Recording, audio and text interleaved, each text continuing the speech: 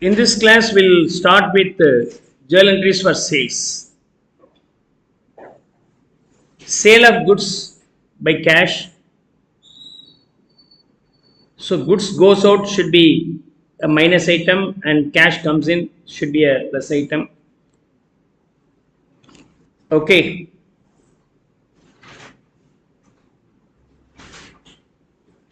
During the sales, the term goods is replaced with sales account.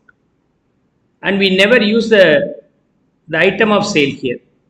Okay, sale means purchased item sold for making a profit is called it's their regular business activity. Then the common entry should be either cash, or you may get the money in your bank account, or you may get the money later on. Then party's name should be in debit side, or if the party's name is not clearly given, even we don't get any cash, then a common name debtor will be used here, account debit.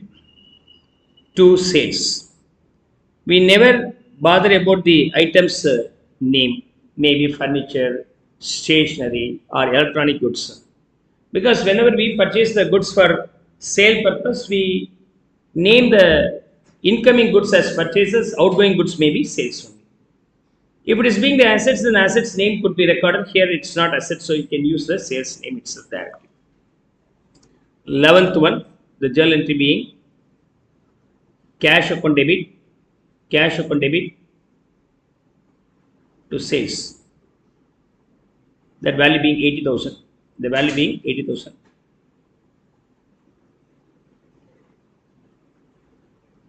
Twelfth one, Singer books sold books for rupees 50,000 by cash. Sales minus item, check plus item. Check means bank. 12th entry being bank account debit to sales. The value being 50,000.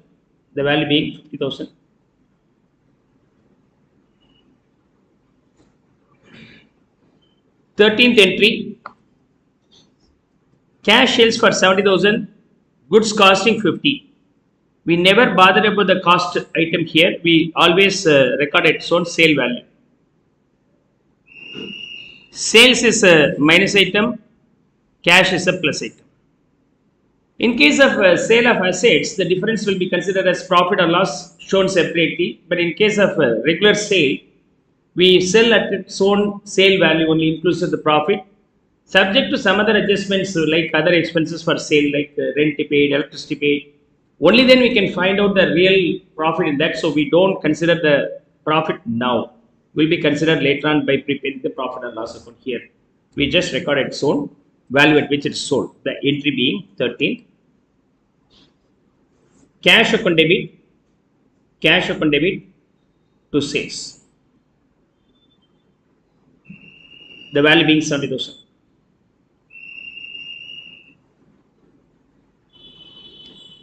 Fourteenth one, sold goods for rupees 25,000 in credit, and name is also given. Sold minus item, party's name properly given, so name can be taken here. 14th, A and Co account debit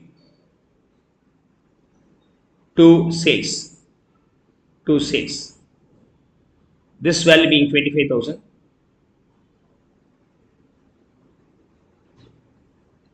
15th, sold goods for rupees 15,000 in credit, so sales is minus item. Party's name is missing, then you can use a common name debtors being plus item here. 15th, plus is the debit item, so debtors account debit to sales. The value being 15,000.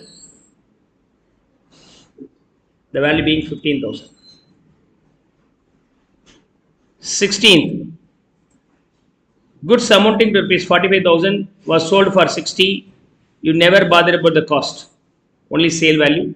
Sales is minus, cash basis, cash should be plus item. 16th one, cash account debit to sales.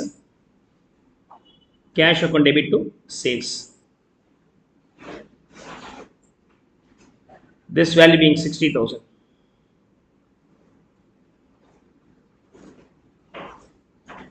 17th, goods costing 80 was sold for 125. Never bother about this 80. 125. Sales is minus item. Credit should be plus item.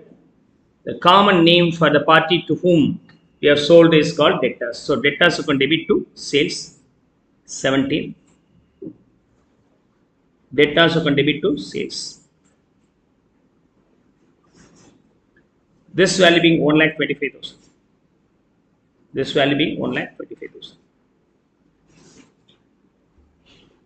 18th, goods sold to SSA for rupees 16,000. SSA plus item, this is minus item. Whether it's a cash transaction or credit transaction, if that information is missing, then always remember it's a credit transaction. Right. Then SSA account debit. SSA account debit to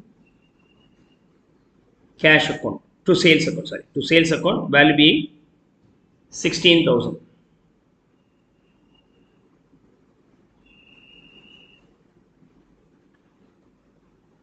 19th one, goods sold for rupees 40,000 and payment received by debit card. Through debit card means again bank only. Through debit card means bank only. Clear? Now, the entry being sales is the minus item and debit card, otherwise the bank account being plus item. 19th, bank account debit to sales, the value being 40,000 rupees.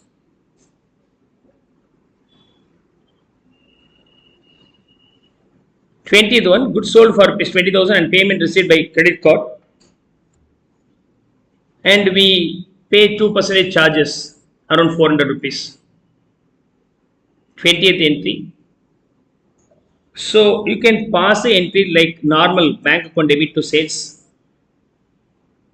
with full value, and the charges will be separately shown. Charges will be separately shown. It's an expenses, so expenses should be debited.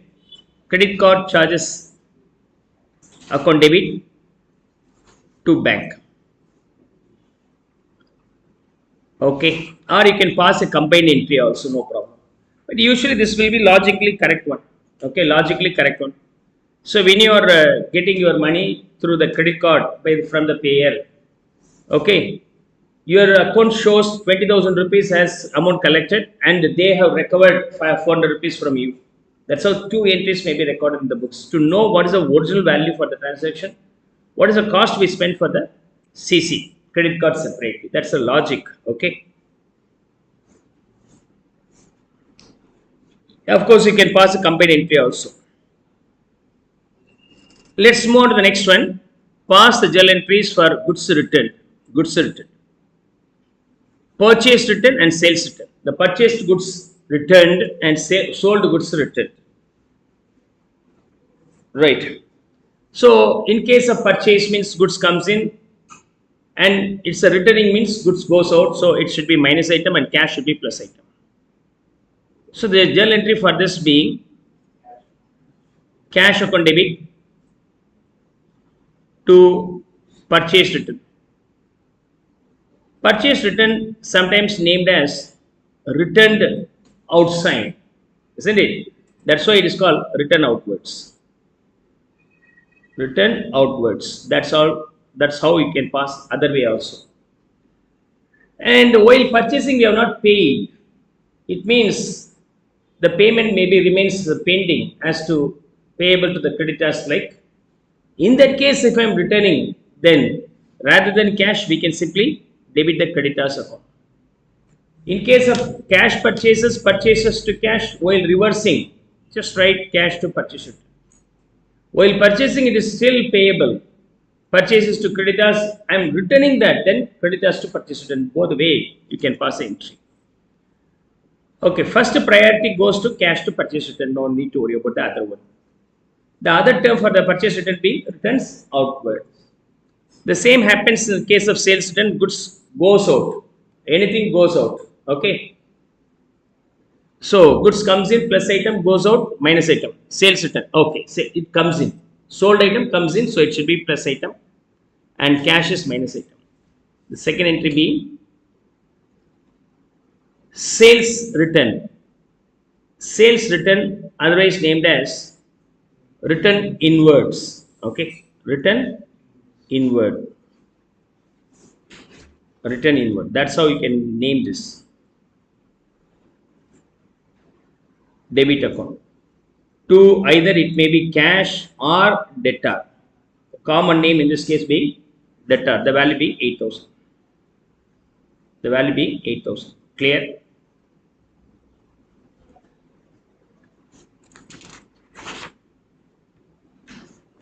Now,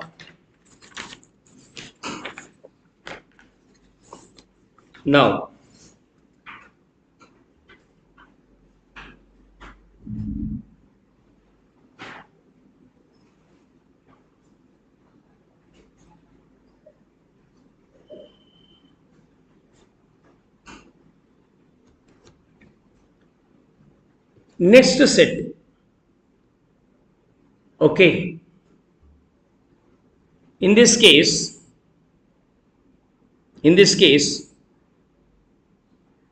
for your organization, you may purchase the goods for sale. That goods may be sold. That goods may be sold. If you are a stationery mart owner, stationery mart, okay,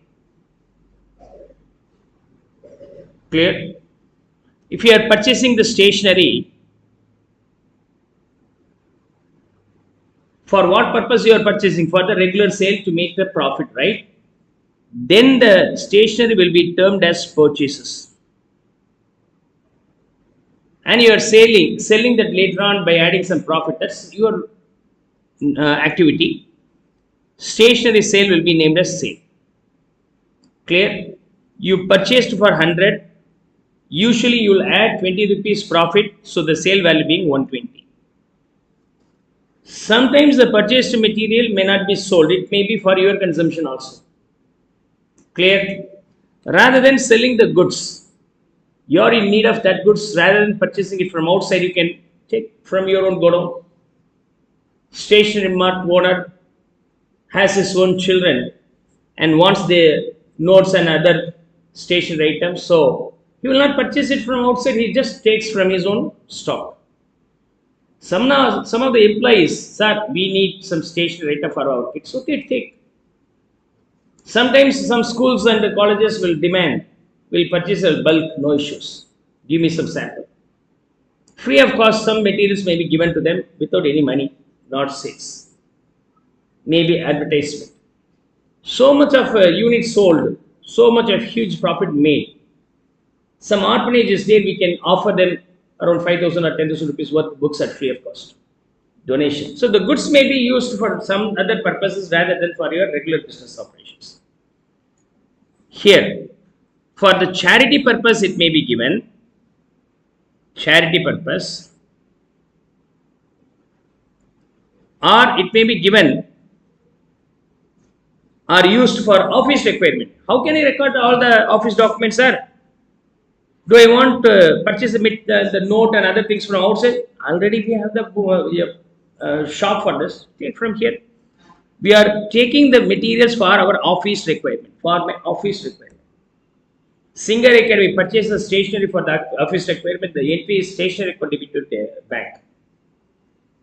But if I am running the stationery mart, if I need the stationery for office, I can take from my own goods. I am not going to purchase it from outside. Or you may see that thermocol and all could be used for the false ceiling, right?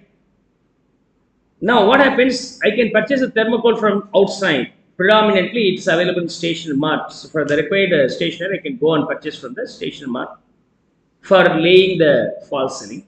So that in the hot summer we may feel drastic reduction of the heat because of installing the false ceiling.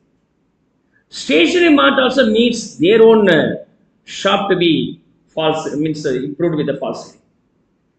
They won't get it from outside, so they are taking the all the materials from their own stock. Go down. For what? For making asset. False ceiling is an asset. So fixture making. And for advertisement, it may be given as a sample. And sometimes it may be taken by the owner, he himself. Or sometimes it may be given to the employees at free of cost.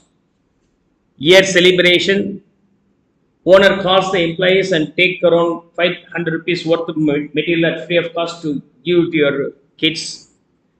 It's bonus like. Okay. And sometimes it may be used for the showroom. In the showroom, they are going to pack the materials. For lots of packages, they need some stationery or some material. Don't worry, we can take it from here. Like a packing purpose, packing, billing and all. Right. So when you are bringing the materials inside, then purchases is the debit and cash is credit. Cash or creditor is minus item. When it's going out, then cash or debtor debit.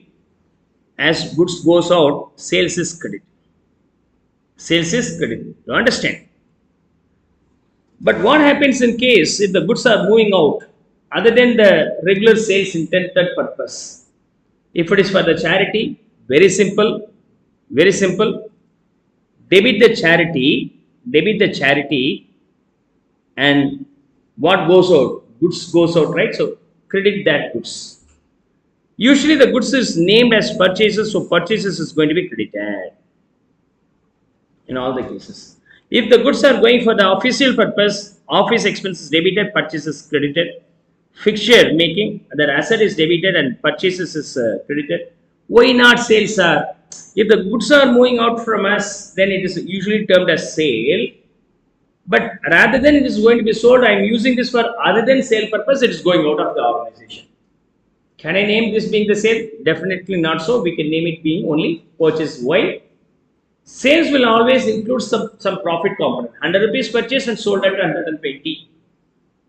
Okay, the goods purchased for 100 taken by he himself, then he knows that the real cost is only 100 for the drawings purpose for his own children. While offering at a donation, he knows what is the real cost. So the donation worth is only cost. So purchases will be always shown at the cost and sales is recorded at its own sale price. So other than sale, if you are moving the goods out from the organization, it should always be credited in the name of purchases only. So here sample is plus and purchase is minus, owner is plus. Owner is plus means when he takes, debtors is the term used for the owner. If the owner brings in, the owner's name is capital. And in case of bonus, bonus is plus, and packing and billing expenses are simply selling expenses can be debited. This is the logic behind in question number 9. I am going to solve all this illustration here. Goods cost 5,000 and sale price 6,000 given as donation. The first one, the entry being donation account debit. Donation account debit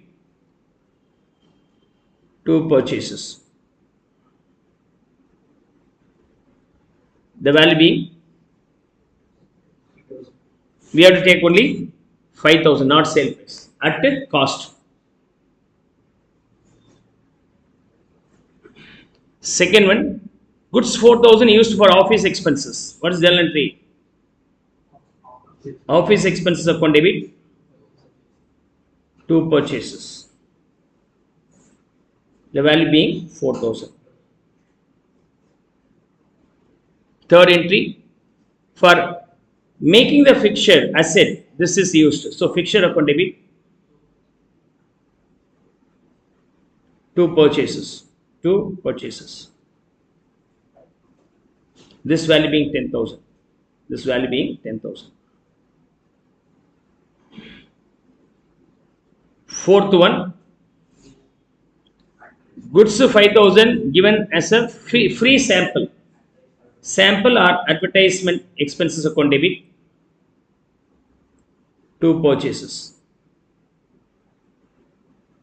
To purchase, the value being 5,000. The value being 5,000. Fifth one, goods 20,000 taken by owner. Owner takes, so drawings account debit to purchases. The value being 20,000. Sixth journal entry, goods given to employees as bonus. Cost 10 and sale price 12. We never bother about the sale price, only cost. The entry being sixth one, bonus account debit to purchases. The value being 10,000. The value being 10,000. Seventh one, goods costing 5,000 used for selling expenses. Selling expenses, selling purpose, otherwise selling expenses like packages, billing, whatever it may be. Collectively, we can call this being selling expenses. Selling expenses account debit to purchases. The value being 5,000. The value being 5,000. Hope now you'll be able to understand this one. Clear?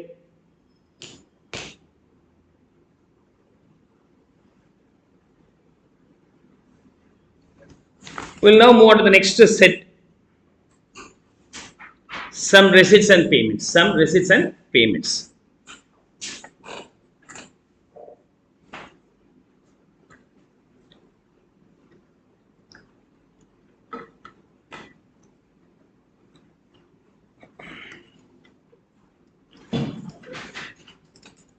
Now, it's very simple.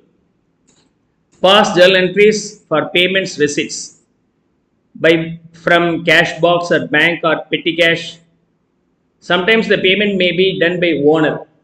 If the payment for the business expenses given by the owner, then it's an additional capital introduced, so owner name is replaced with capital. Sometimes some party has to pay me. I sold 1,000 rupees worth of goods to X. He is my debtor because he is liable to pay the 1,000 rupees later on. Clear? Sometimes later I purchase from Y 1,000 rupees worth of goods. Immediately I called X to pay the money to Y on behalf of me. You have to pay me, I have to pay him, you settle that. In that case, the payer should be credited here. Payer. Payer. Others means payer is credited. Received cash from Raj. Cash comes in, so plus the party pays is Raj minus. Paid to Bala. Bala is plus, cash is minus. Received check from SSA. So check bank comes in and SSA minus it. That's how you can very easily understand that. Let's see. It's very simple one. Now, number one. Received cash from Raj. Cash account debit to Raj. To Raj. The value being 4 lakhs. The value being 4 lakhs.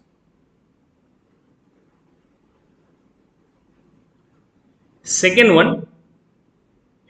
Paid Bala 5 lakhs. Okay, paid Bala. Paid to Bala. So Bala account debit to cash. The value being 5 lakhs. The value being 5 lakhs. Third one. Received a check from SSA. Received a check from SSA. Check, otherwise named as bank debit to SSA, credit 16,000.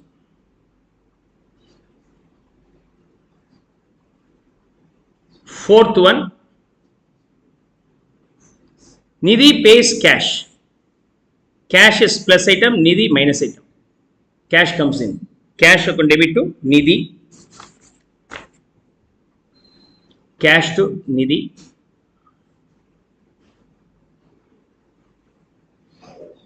Okay. This value being 14,000. This value being 14,000. Clear?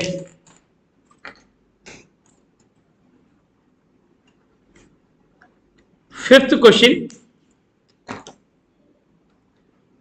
check received from a customer plus. If customer is supposed to pay me, he is always named as what? Debtor. So fifth journal entry, bank account debit, that is a plus item. To customer, usually the third party supposed to pay me is named as collectively. Whoever the third party may be, if he is supposed to pay me, he is my debtor. If I make any payment to third party, he is my creditor. The payment may be for whatever reasons may be.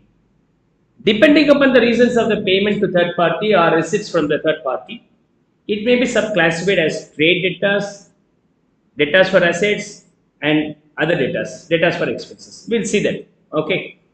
So here the journal entry being 75,000, 75,000, 75,000, and 75,000. Let me explain that concept here. We are going to pass a entry and account only for X. I sold the goods to A, and for that A has to pay the money for the goods. Then A is my debtor. Why he becomes my debtor? Because of the sale. Sale is what? My intention of doing this as my trading activity. So trading purpose. Because of the trading purpose only, A becomes my debtor. So it is called trade debtors. Sometimes my old asset sold to B and money has not paid. Asset sold, money has not come.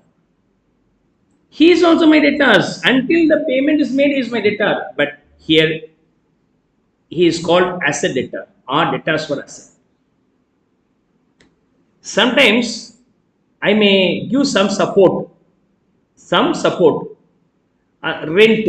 I paid the rent in advance, 3 or 4 months in advance.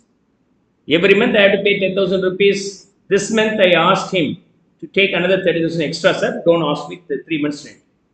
I am paying the rent in advance means now his liability is there. His liability is to give me the possession of the property for 3 months without rent.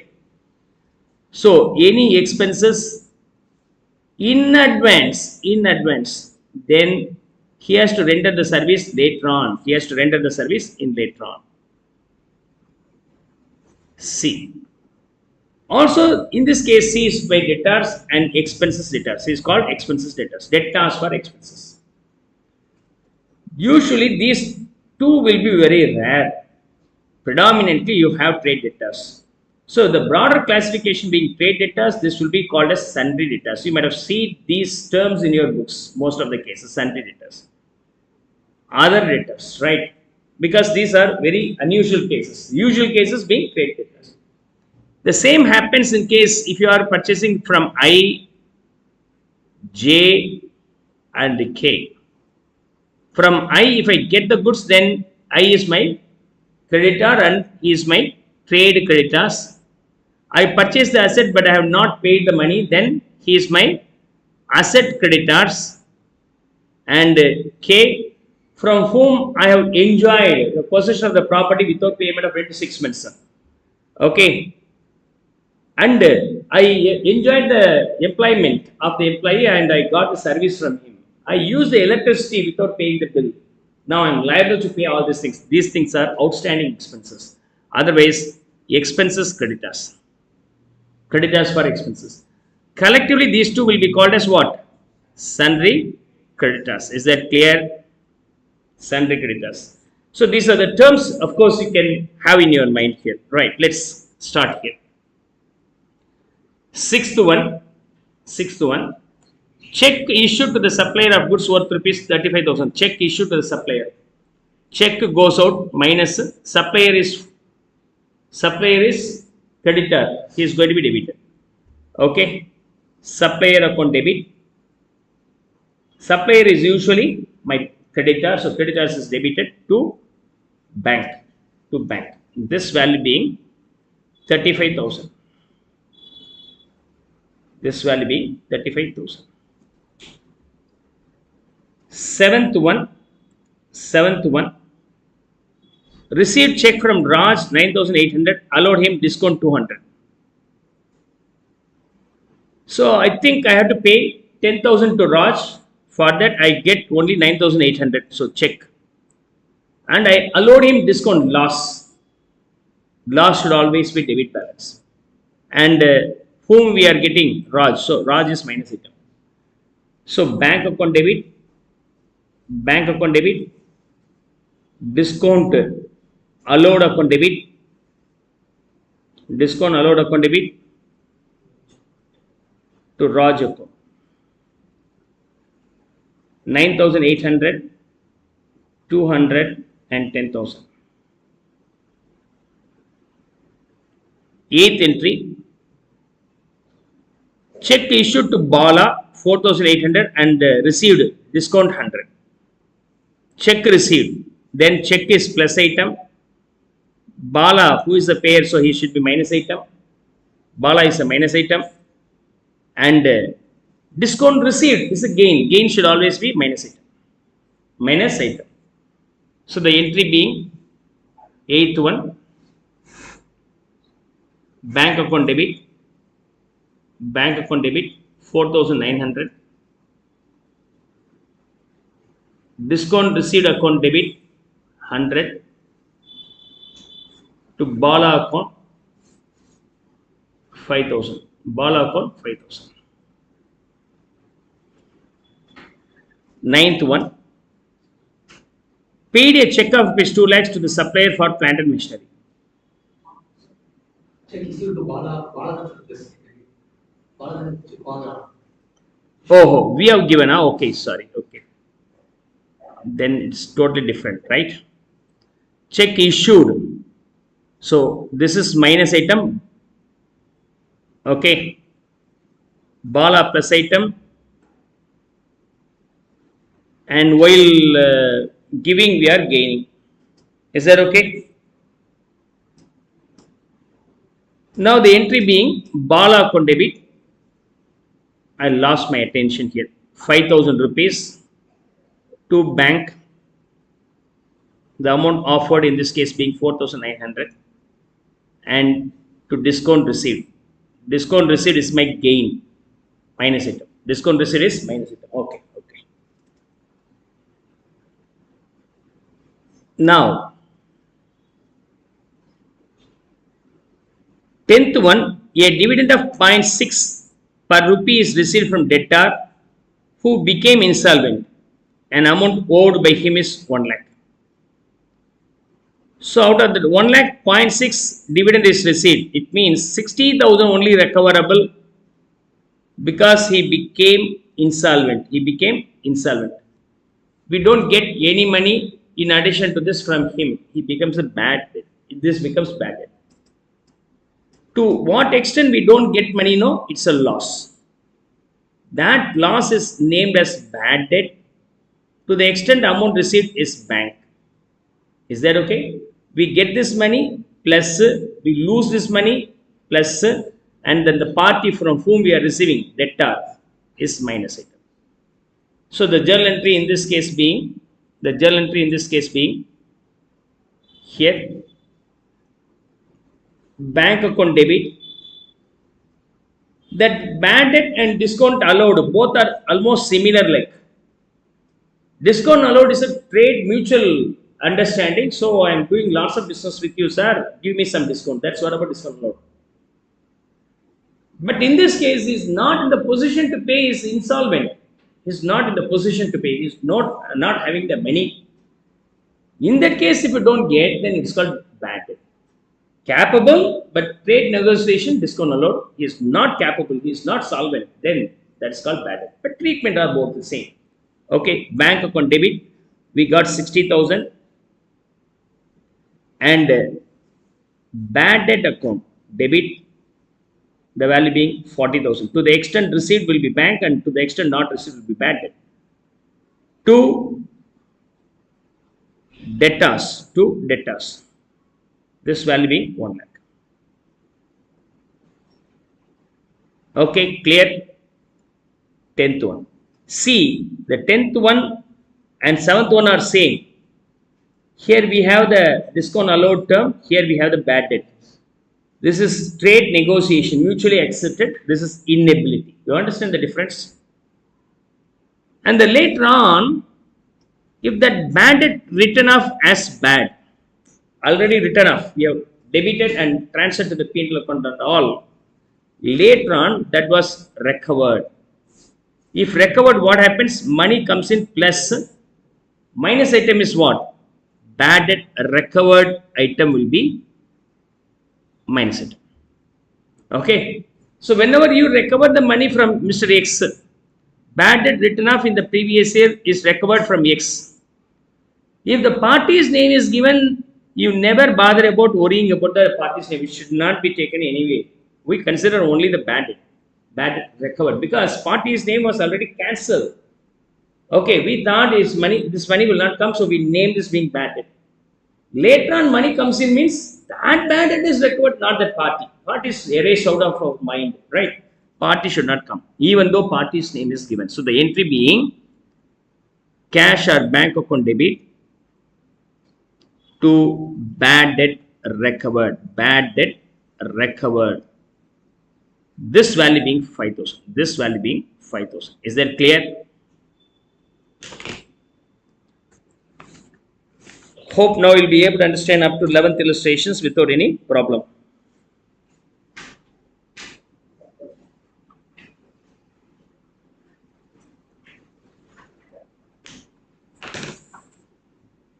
Now, these are the common receipts and payment with the discount allowed, received, and sometimes it may be bad debt, and later on bad debt recovered, and all over. 12th one is all about loan taken from Anand. So cash comes in, Anand is a payer minus. So the entry being 12th one, cash account debit to Anand. But don't write this is only Anand. Anand's loan is correct. Our loan from Anand is the correct. Okay, or simply you can name this being loan account, that is also accepted. Okay, anyhow, the purpose is loan, so you can write this being the loan account itself. Now the value being 500. The value being 500. 13th, repayment of loan of rupees 1 lakh. You are repaying that. Money goes out, loan is debited. 13th, loan account debit to cash. The value being 1 lakh. Hope now you'll be able to understand this one. 12 and 13 over. So borrowings as well as repaying the borrowings, both are over. Both are over. Now, 14th one. If you are making the investment either in shares, bonds or land, you can purchase shares or sometimes bonds, debentures like government bonds or sometimes even land. The purpose of investing is you have surplus money, you kept the money in these assets. Sometimes later when you are in need of money, these assets can be sold and in cash. So investment is different and asset is different. Land and building, will it fall under investment or asset? So if the question is there, it may be either investment or asset. Land and building either can be investment or asset. Singer Academy, we don't have a space to run. I purchased a land and building. Why? I want to operate my academy there. Then what's that? Asset. Singer Academy has surplus funds. There is a cheap land came in. I purchased and kept there itself. Ideally, I am not going to use it for some time. 5 years later, I simply sell the land and take huge capital gain. Then what's that here? Investment. The purpose is the behind thing to decide whether it's an asset or investment. Here, I can purchase shares, bonds, lands, even building, whatever it may be. For all these purchases, I use surplus funds. Only because of the surplus funds, I purchase and keep it idle, and sometimes later I can sell. Means this is called investment. If it is being the investment, you always name investment here. Don't name that shares or bonds or land. Investment is plus, cash goes out minus. So 14th entry, investments account debit to cash. The value being 1 lakh. The value being 1 lakh. Inside, you can name this being either shares or bonds or land. You can name yourself. Shares, bonds, and land. 15th one, we'll go for the 15th one. Investment in shares costing 1 lakh sold for 1 lakh later on. Later on, if you are selling. If you are selling, you can find out the profit loss, you have to recognize separately because my purpose of investment is to make the profits and losses only, right? That's the logic. So, well, confirm whether you are making a profit or loss here. So, in this case, you are making no profit, no loss. So, investment goes out, so minus, and cash comes in, it should be plus it. There is no any difference between the cost and sale price, so no profit or no loss. So, cash upon debit to investment. The value being 1 lakh. Especially, this investment is all about investment made in shares. 16th one. Investment in bond costing 1 lakh sold for 1 lakh 20. So, you are getting cash to the extent of 1 lakh 20. Your investment goes to the extent of 1 lakh. The difference between these two is your gain. Gain is the minus item. 16th. Right.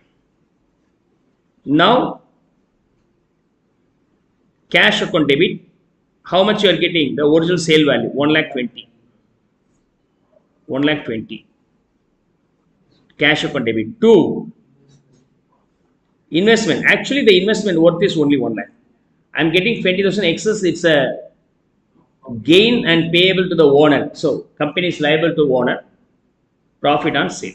Profit on sale of investment. 17th, investment in land costing 1 lakh sold for 680. Commission paid 5%. Commission paid 5%. Though the sale price is 80, that's a loss. Not only that, we paid commission also another 5%. So, investment is a minus item. Cash is a plus item. The difference between these two loss 20,000 plus item. It is a separate one. And you are paying commission 5%. If nothing stated on the sale value, you have to pay 5%. Sale value is 80,000, right? For that 5% being 4,000. This is a separate one. Why we pass two separate entries. 17th one. Bank account debit. How much I am getting? 80. And loss on sale. Sale account debit 20. To investment. What sort of investment is this? Land. This one is bond. You can mention the type of investments inside the bracket. No problem. Here, 1 lakh.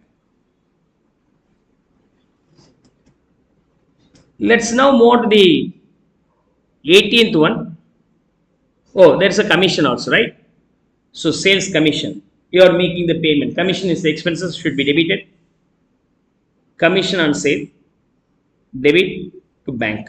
To bank or cash, I can use the term interchangeably. The value being 4,000. Or you can pass a combined entry. That way also you can pass. 18th, furniture purchased for 50 and a payment made by owner. Furniture purchased, but payment is made by whom? Owner. Furniture is plus item, but payment made by owner means minus. Owner is a minus item. When the owner is minus item, it's a capital. When the owner is a plus item, drawings. Okay, if he takes then drawings, if he gives, then it's a capital. So the 18th one, the entry being furniture account debit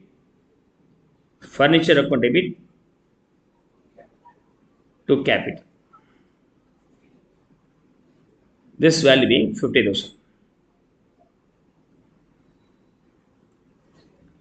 19th one.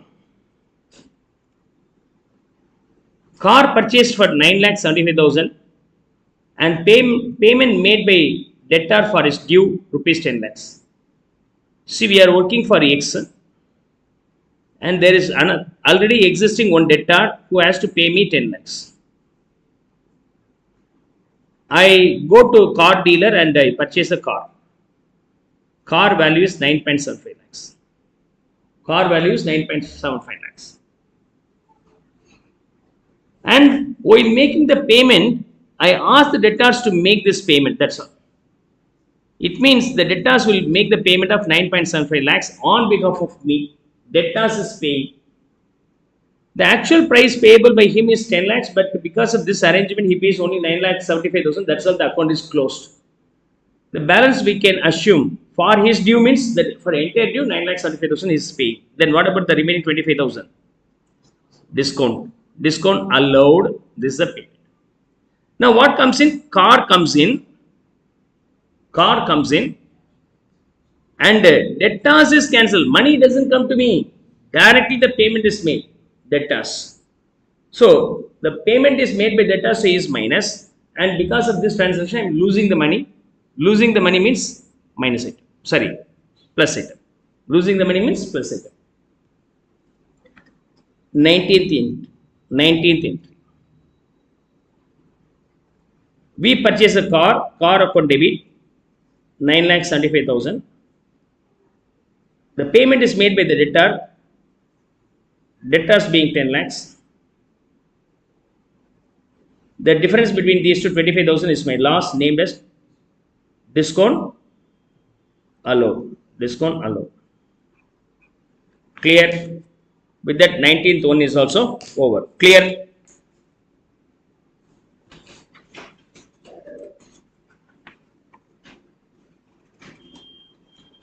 Now let's move on to the next one.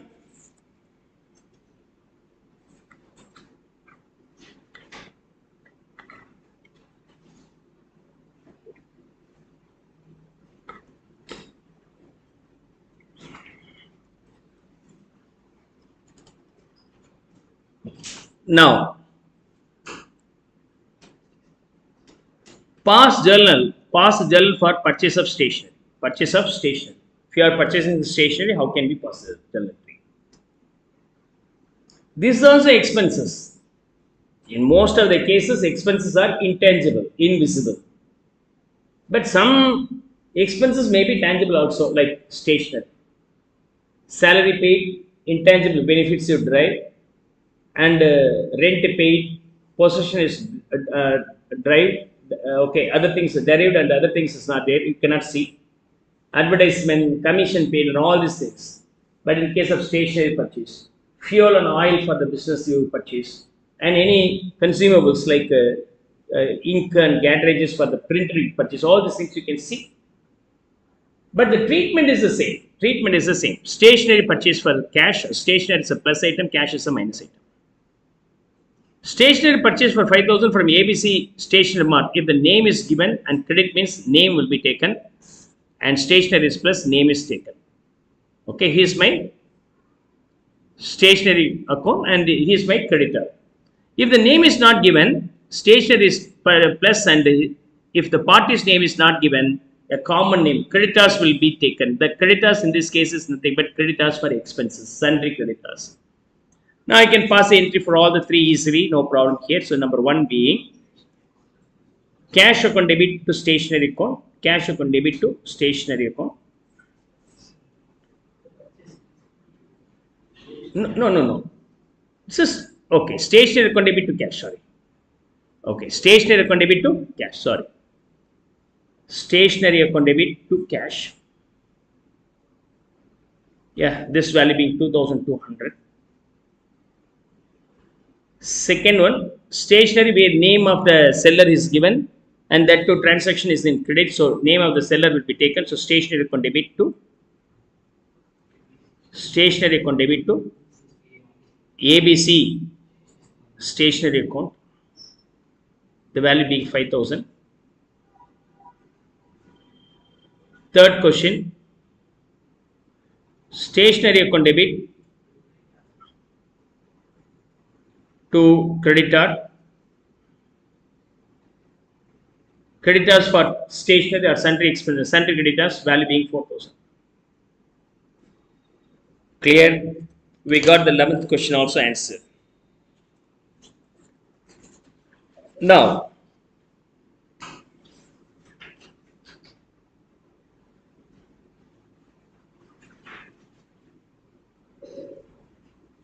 Next set all about payment of expenses. Okay. Now expenses are there, intangible or invisible form. We are enjoying the benefits, but we don't have any tangibility. That is also plus item only. So you are enjoying the benefits of rent, possession of the property is there, so plus item. If the payment is made by cash, then it is minus item. Either it may be payment by way of cash or it may be by way of check. Or if it is not paid, then party's name, outstanding. Outstanding means party's name. Creditors. Okay. Now, I pass these three journal entries first of all. With respect to the rent. Rent paid, the journal entry being rent account debit to cash.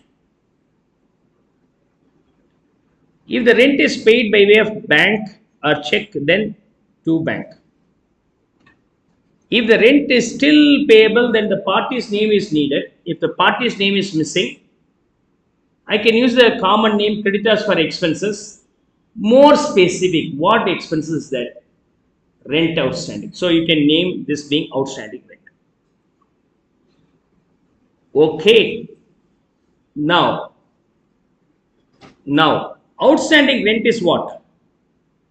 Outstanding rent is what? It's a person. It is representing the person who has given me the possession of the property without getting any rent. Is that okay? That's why outstanding rent is called representative personal account. And if the rent is paid in advance, the next month also, in that case, rent paid in advance, so rent should be reversed. What's the actual rental expenses are? Sir, 2000 sir, out of that 200 rupees advance. Then actually 1800. I paid 2000 rupees, I enjoyed to the extent of 1800, and the 200 rupees still to be enjoyable. That should be reversed from the rent and the entry will be reversed. Rent in advance account. Rent in advance account debit.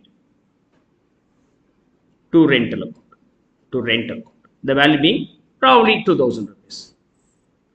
Hope now you'll be able to understand if the expenses are paid in cash, that expenses to cash. Instead of that, if you are making the payment by bank, expenses to bank. Still to be payable, then expenses to outstanding. Outstanding of such expenses. If the expenses paid in advance, the entry will be reversed. How? That entry, the expenses paid in advance to rent. Now remember, the same process will be done for all the 14 items. So it's only a repetition, so I just skip that. In case of insurance premium paid, insurance to cash or bank or outstanding insurance. Insurance premium paid in advance means insurance premium in advance to insurance premium. The same will be applicable for all these cases. Is that clear? One more point I am going to guide you here is all about the account can be classifiable into three categories. Every account, rent account, salary account, nominal means building account. They are called real account and personal account and nominal account. Nominal account. The expenses or income will be called as nominal account. Related to a person, then it is called personal account. Those receipts and payment will have long life or any tangible form, then it is called real account. Real account. Right. For example, rent, expenses. So then it's a nominal account. Right. What about the outstanding rent, sir? Huh? Outside, I gave only three classifications: real, personal, nominal. What about the outstanding rent? Personal account. Representative personal account. Don't make mistake. I have not given the salary. If I call my office boy, I have not given the salary 10,000 rupees to the clerk. Keep that 20,000 rupees. Then what will he do? He directly goes to the clerk and hands over. See, if I say that outstanding salary, immediately it represents the person to whom it should be payable. So outstanding salary is a representative personal account.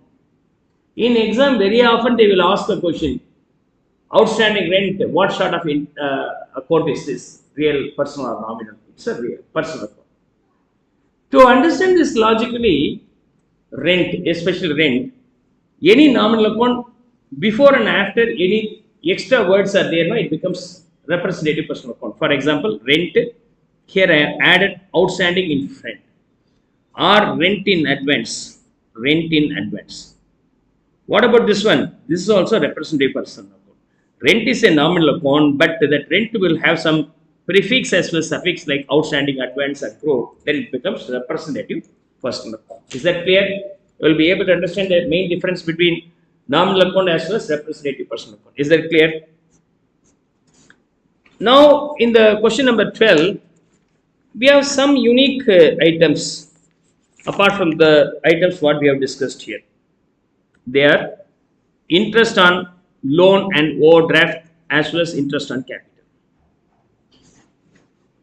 Interest on loan and overdraft are also similar.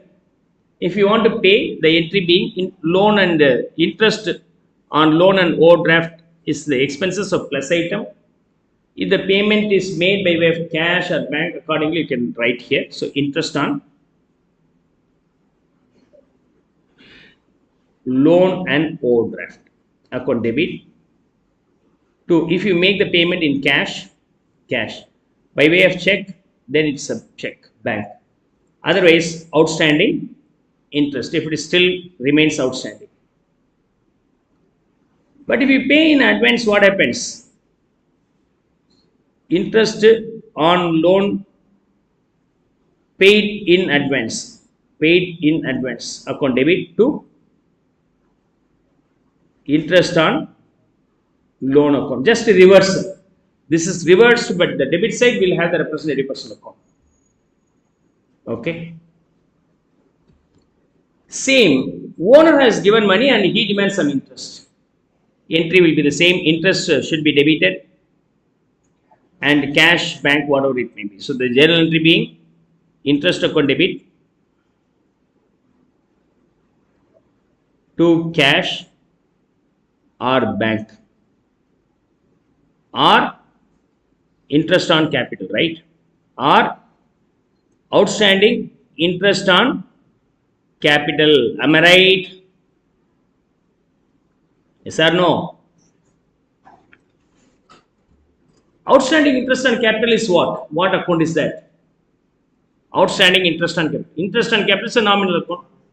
Outstanding interest on capital, that's a prefix. Prefix means automatically representative personal account. Earlier, outstanding and later advance, anything is there, then it becomes what?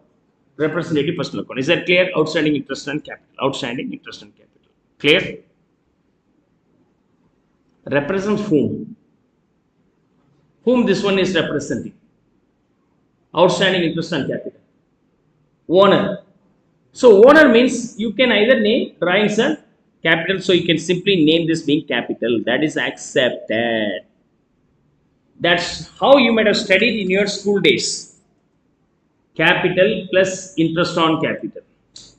Interest on capital remains unpaid, is a credit item, should be credited in the outstanding interest on capital. It's a part of capital account only, so it is added to the capital. Clear? You understand the logic? That's why I say a small unique difference between the other expenses and this one. In the case of interest on capital, if it remains outstanding, interest on capital account debit to outstanding interest on capital. The outstanding interest on capital is nothing but representative personal account, and it represents whom? Owner. So owner name is usually capital, so you can name this being the capital here. Now,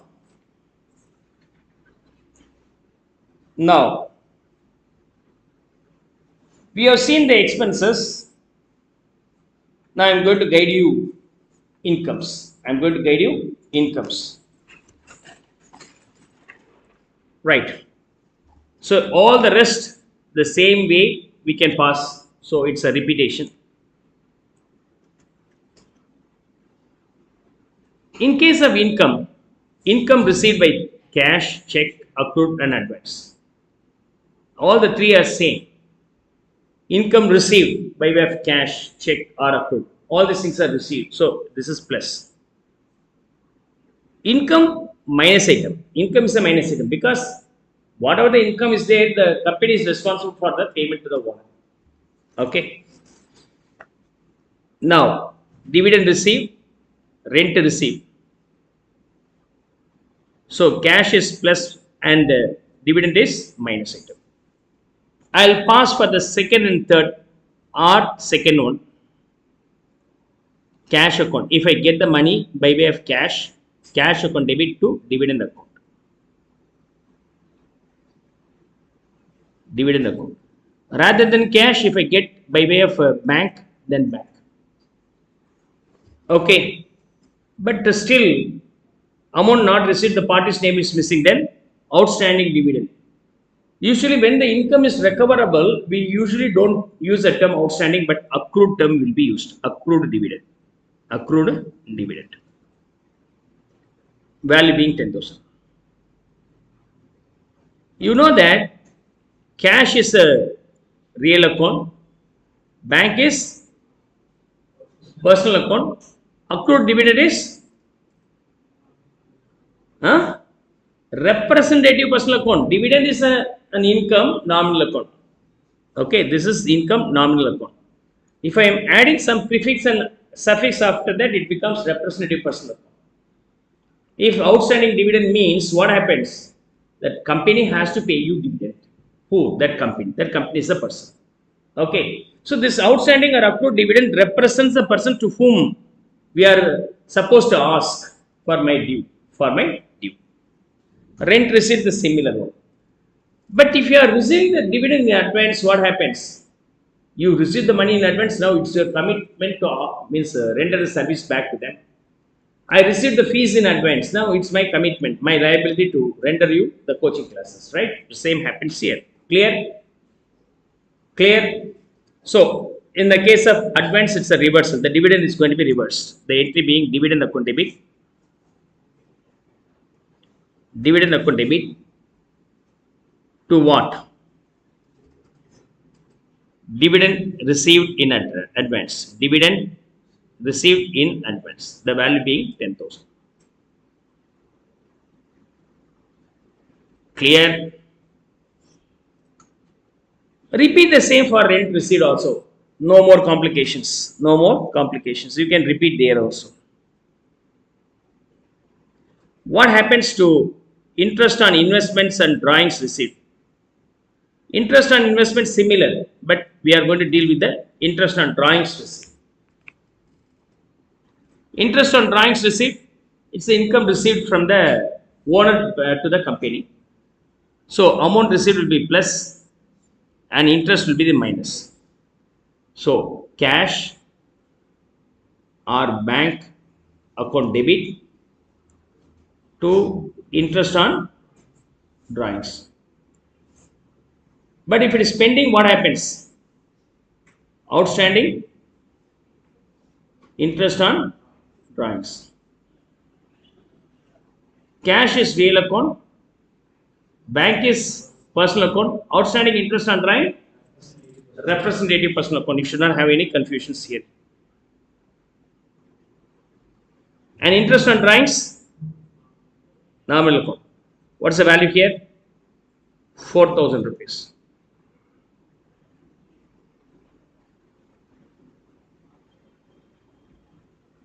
Okay.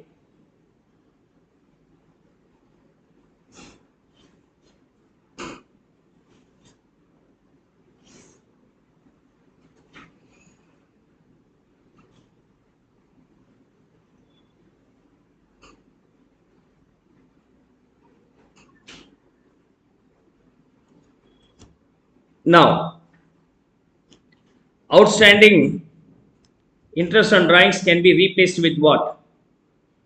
Represents whom? Owner only, can be replaced with capital. That's why you might have studied in your school days capital balance plus interest on capital. Capital is a credit balance, outstanding interest on capital also credit balance. So credit should be added, and interest on drawings. Interest on drawings means outstanding interest on drawings. Debit balance. Debit balance means you have to do minus. You have to do minus. This is the final answer. From there you can add the profits and the additional capital, subtract the drawings if any to find out the closing capital of the owner, right? So with that, income related concept is also over.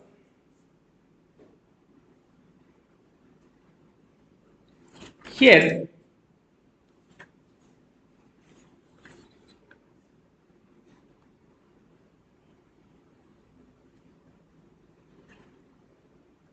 you have to understand the term accrued but not due. Accrued but not due. Okay. What is called accrued but not due? Accrued but not due. But not due. Clear? Now, A and RBI, Reserve Bank of India.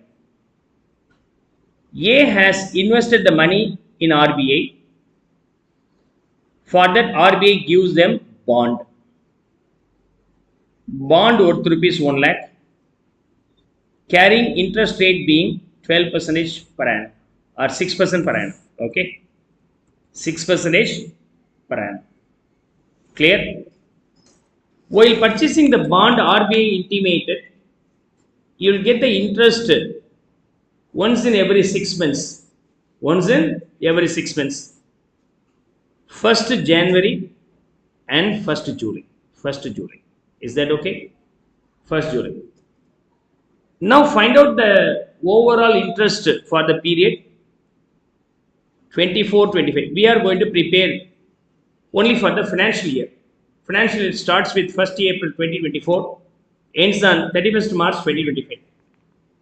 From this date 1/4/2024 onwards, 31st March 2025 up to this, I am going to prepare the interest calculation. What is the interest received on this my investment? I assume that the investment is made only on 1/4/2024. 1/4/2024. Clear? Now what happens? How much interest I may be receiving? Okay. As on this date, which date? 1/1, the next year 1/7.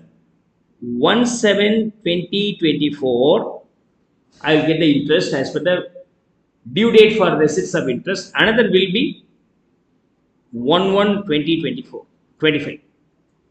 For this period, for my 1 lakh, 6% interest from the date of purchase to the date of payment as per the RBI's commitment being 3 months. So 3/12. Come on, tell me how much I will be getting. 1,500. 1,500. Is that clear? Clear? You understand? From this date to this date, how many months are there? 3 months. 5, 6, 7. The RBI gives you interest once in every 6 months, that to 1st January and 1st July. Don't ask in between. So very first time I supposed to get on which date? 1st July. 1st July the payment date came and the RBI releases the payment, but releases the payment since the date of purchase. I purchased only from 1st April. 1st April to 31st July we have 3 months, so 3 months interest. Thereafter, the next payment will be done on 1/1/2025 from this date to this date, 6 months. So for 1 lakh, 6%. For half year, 6 months, the value being 3,000. I got this. Received. And I had to close the books on 31st March. By the time 3 months also over, for the 3 months 6% interest into 3/12 will be there, right? That may be 1,500. Now the question is, will you get this 1,500? Will you get this one? You cannot get. Why? As per the contract, RBI pays you the interest only twice in a year. That's on 1st January, another is on 1st July. Now, as you are closing the books of account on 31st March, if you ask that, they will not pay. But you know that 1500 rupees is accrued, means outstanding. But if I ask, will I get? No, because not due. I am eligible, but not right to claim. Right to claim has not arisen. If you go for an employment, you joined for the employment on 1st January. 5th January, will you ask for salary to the employer? When will you get the salary from the employer? When will you get the salary from the employer? Huh? Once in every month, January. You join today, you'll get the salary by the month end. Don't ask in between. Sir, I worked for 15 days, give me the salary. It's not possible because though you work for 15 days, you are eligible for 15 days salary, but you don't have the right to claim because the right to claim only comes on the salary due date. So it is accrued, the income is accrued, but the due date has not arisen. So as on 31st March, you are eligible for claiming 1500 rupees, but you don't have the right to claim. You don't have the right to claim. So because due date has not come. In this case, 4500 rupees received, 1500 rupees accrued but not due. Accrued but not due. Sometimes it may be accrued and due, still not received, also possible. Hope so you could now understand the term accrued but not due. You are eligible, but you are not having the due date for receiving that. You don't have the right to claim. Is that clear? With that, this concept is over. Means that the accrued is also due. Accrued is eligibility. You are eligible. Already you have the eligibility, but you don't have the right to ask. You don't have the right to ask. The difference between accrued and the accrued party. Accrued means, yeah, 1500 rupees already you are eligible. Can you bring it in your pocket? No, because the due date is as per the RBI's norms, 1/7. The payer's term, the due date. As per the contract, what's the date to pay? If you are getting employment, what happens then? If you go for the employment, you joined on employment on 5th February. Can you ask the salary for 20th February? As per the employment contract, the employer says, sir, you will get the salary once in every month, that too in the next month, the first date. Next month, first date. February month, complete the February month and ask the salary for the next month. But 15 days you work to know, 15 days salary is already over. But you cannot ask. You cannot ask. You don't have the right to ask. Already accrued. That is called accrued, but you don't have the eligibility to ask. Clear? So you mentioned the accrued separate.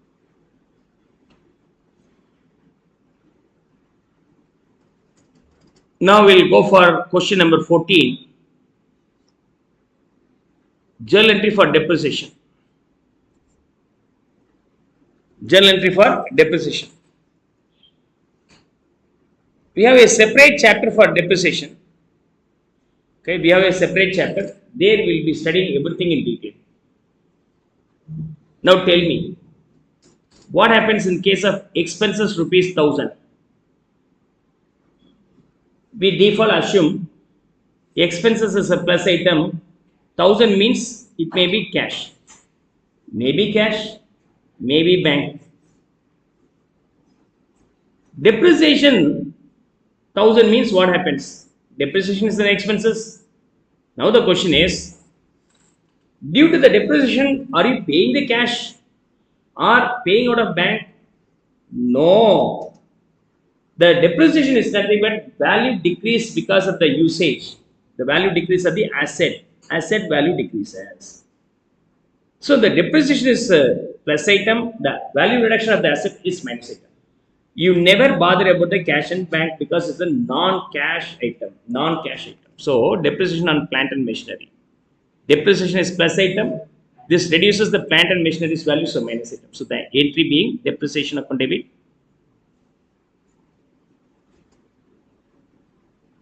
To plant and machinery. Plant and machinery account. The value being 25,000.